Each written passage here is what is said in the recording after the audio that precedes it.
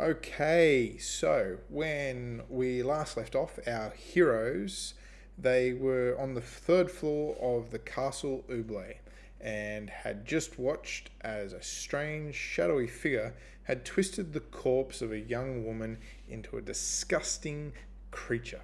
Its skin twisted, greyed, and drawn taut over bone and muscle, its limbs and nails elongated and darkened, its back hunched over.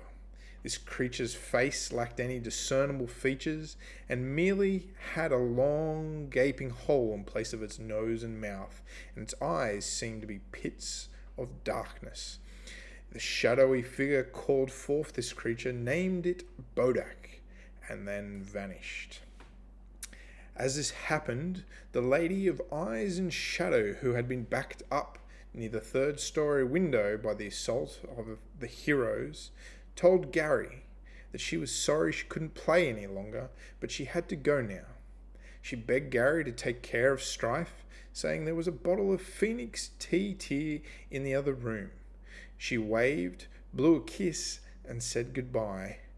And as she fell out the window, she squealed, followed by a sudden crunch and thud, and then silence. Gary, the only one of the PCs still in the room with Bodack, at this point decided to bury an arrow in the creature's chest. This only caused Bodack to howl like a rabid animal, its voice seemingly disembodied, and it continued to move towards Gary slowly.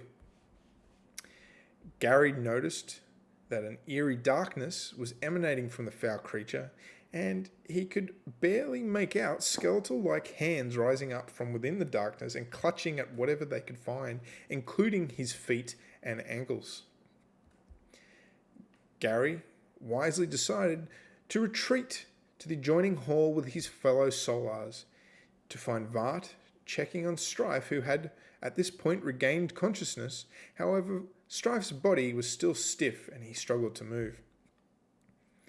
Vart, Gary, and Strife, not terribly bothered by the disappearance of the Lady of Eyes and Shadow, were, however, distracted and unnerved by the appearance of Bodack, and were quickly checking the other doorways, finding what they assumed was the governor's bedroom, and behind them another hallway. Gary, taking this opportunity, loosed another couple of arrows at Bodack, all striking true, but seemingly only momentarily slowing the creature, as it continued its slow pace forward after them.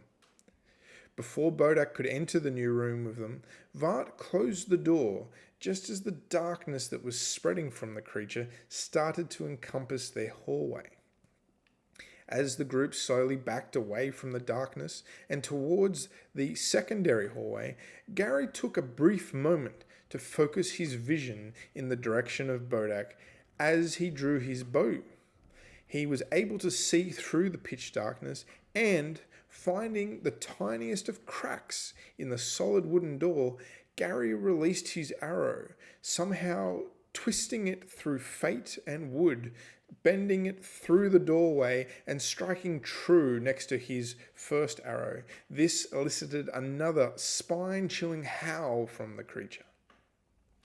As the party stepped through the door behind them into the second hallway, Vart started preparing a spell, mystical energy swirling around his hands and a faint mumbling coming from his lips.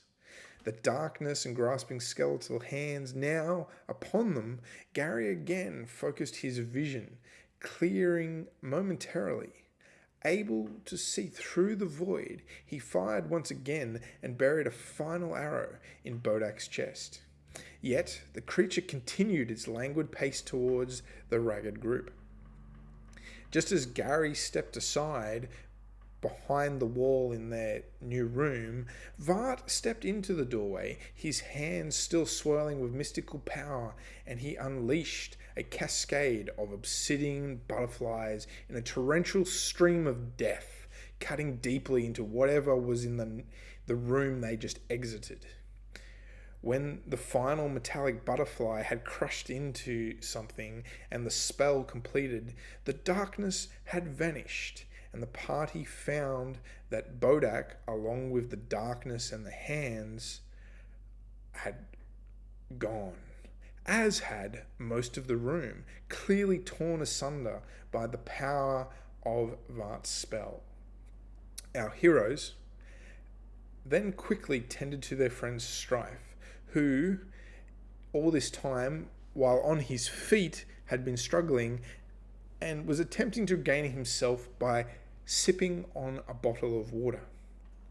Gary took this opportunity to inspect the governor's room, finding a few alchemical substances, one of which Vart was able to identify as Phoenix T-Tier, which he administered to Strife, who reportedly felt better. However, the stiffness in his right foot had not vanished, and it was somewhat greyed and scaled, almost stone-like. This, of course, caused Vart concern, as he believed the Phoenix T-Tier should have remedied this issue immediately. He then proceeded to discuss the possible need to amputate the foot with Strife. He was quite adamant that it needed to be done lest the infection spread. And thus our story ended for now. I'll catch you next time, guys. Peace.